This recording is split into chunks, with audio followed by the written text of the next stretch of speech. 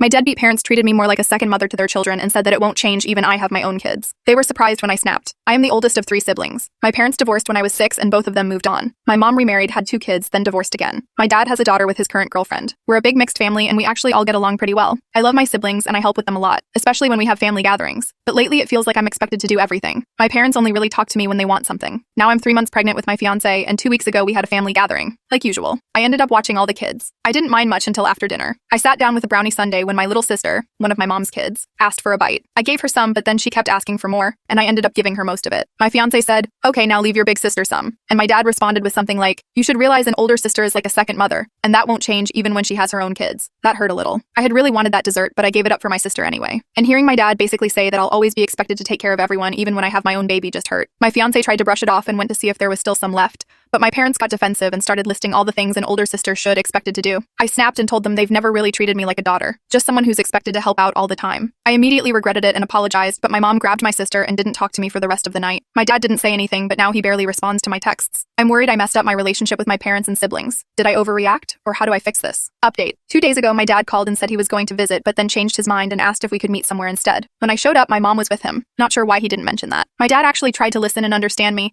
but my mom didn't really let me get my point across. It was so hard to explain how I've been feeling recently, and how it's been like this for years. I was only 9 when my first sibling was born. He's 14 now.